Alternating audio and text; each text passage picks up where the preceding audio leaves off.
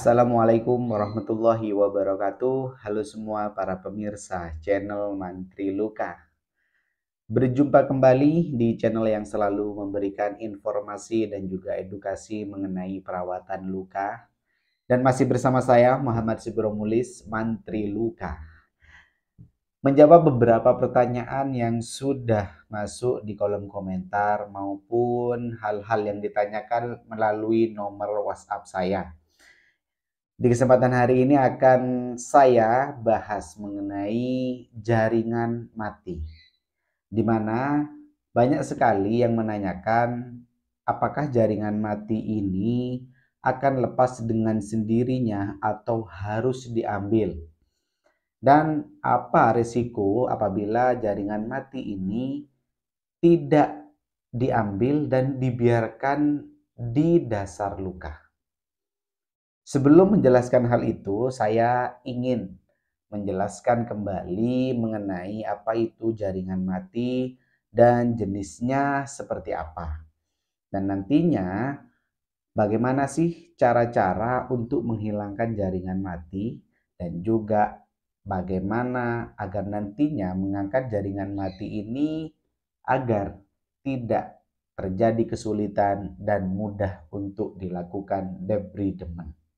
Oke, itu dia pembahasan kita di hari ini dan juga menjawab kekhawatiran-kekhawatiran yang sering dirasakan oleh para pasien ya.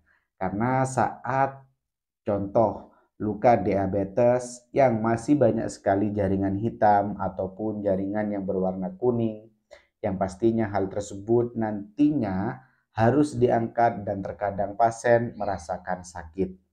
Ataupun luka abses, di mana luka abses ini memang terkadang walaupun sudah dirawat semaksimal mungkin, akan tetapi biasanya masih ada jaringan-jaringan mati yang masih menempel pada dasar luka. Dan apabila jaringan tersebut sampai meluas, nah biasanya akan kesulitan saat kita lakukan debridement atau pembuangan jaringan mati. Oke, maka dari itu jenis-jenis jaringan mati apa saja? Yang pertama, jaringan mati ini sebenarnya banyak penyebabnya ya. Yang pertama adalah jaringan mati yang berwarna hitam. Seringkali dari para pemirsa sekalian juga merasakan saat terjadi luka dibiarkan terbuka begitu saja dan itu biasanya akan terjadi nekrosis ataupun adanya jaringan yang berwarna hitam pada dasar luka. Nah, hal ini harusnya kalau proses penyembuhannya sangatlah baik, maka biasanya jaringan mati ini tidak ada pada dasar luka. Kenapa terjadi jaringan yang mati berwarna hitam? Dikarenakan adanya kerusakan pembuluh darah kapiler sehingga terjadi nekrosis ya yang menyebabkan kering berwarna hitam dan menutup dasar luka. Nah, itu biasanya sering terjadi pada kasus-kasus luka yang dibiarkan terbuka, luka diabetes ya yang terjadi nekrosis, terjadi kehitaman dan luka-luka yang lain ya. Nah, itu jaringan mati yang pertama.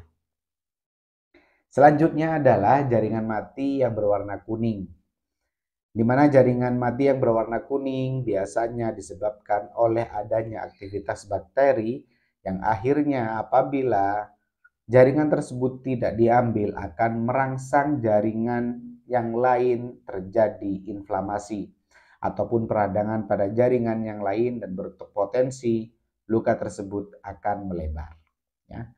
Nah, dua jaringan mati ini yang nantinya biasanya sering kali kita temukan pada proses perawatan luka.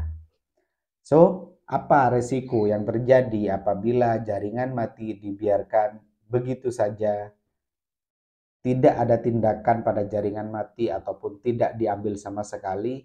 Apa yang akan terjadi?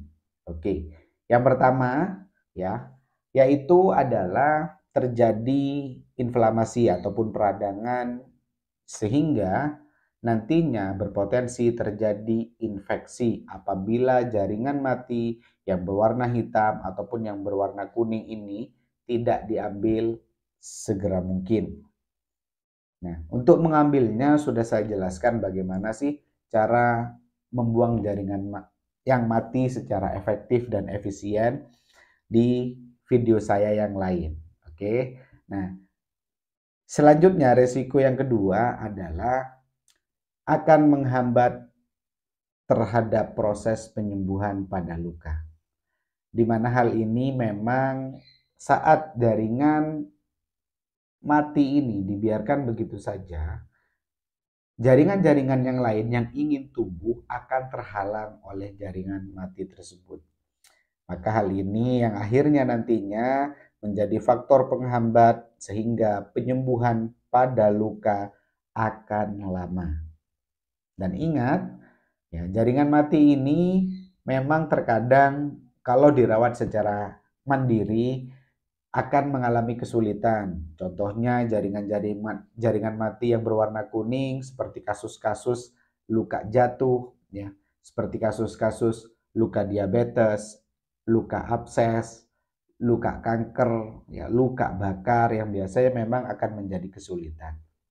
Nah, ingat, apabila ada jaringan mati, silahkan gunakan topikal-topikal yang baik dan juga gunakan teknik-teknik yang baik agar nantinya kita juga dapat mudah membuang jaringan mati ini sesegera mungkin dengan aman dan nyaman.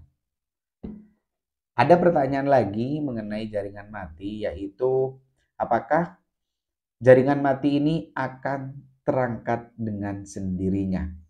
Ya. Jawabannya adalah sebenarnya jaringan mati ini akan terangkat apabila kita gunakan salep ataupun topikal yang baik ataupun menggunakan dressing yang baik, ya, ditutup dengan rapat dan jangan sampai terkena air. Hal itu akan melisiskan jaringan mati. Contohnya dari luka yang awalnya kehitaman kering, ketika kita berikan salep yang tepat, biasanya dia akan lunak dan akan lepas dengan sendirinya, ataupun saat kita lakukan debridement akan mudah sekali untuk mengambilnya. Ataupun saat menemukan jaringan yang kuning, ya, biasanya ketika kita berikan topikal yang baik, antimikroba yang baik, ya, jaringan-jaringan yang kuning ini akan lepas dengan sendirinya dari jaringan yang bagus. Contohnya jaringan yang berwarna merah. Nah, hal itu sebenarnya menandakan bahwasannya jaringan mati ini bisa lepas dengan sendiri. Hanya saja apabila kita tidak bantu dengan debridement ataupun teknik-teknik membuang jaringan mati, maka yang awalnya luka tersebut hitam, kuning, yang lambat sekali karena kita tidak bantu dengan debridement, maka yang terjadi memang juga akan memperlambat pada proses penyembuhan pada luka. Ya, itu dia. Maka dari itu pentingnya membuang jaringan mati ini memang menjadi PR ya, khususnya untuk para pemirsa yang memutuskan untuk merawatnya dengan sendiri, ya, perawatan mandiri di rumah atas kasus-kasus luka yang sedang dialami memang butuh kesabaran dan butuh ketelatenan. Karena saya juga mempunyai salah satu pasien yang sering kali konsul ke saya dan adanya jaringan mati, ya, berupa SLAF dan juga biofilm. Nah, hal ini juga akan menjadi kesulitan apabila biofilm ataupun SLAF tadi tidak sepenuhnya diangkat. Hal tersebut akan mengganggu dalam proses penyembuhan pada lukanya dan juga berpotensi lukanya akan semakin lebar kembali. Ya, itu dia tentang pentingnya membuang jaringan mati dan resiko yang terjadi apabila jaringan mati tersebut dibiarkan pada dasar luka. Ya, sesegeralah mungkin angkat jaringan mati tersebut dan gunakan teknik-teknik yang baik untuk membuang jaringan mati.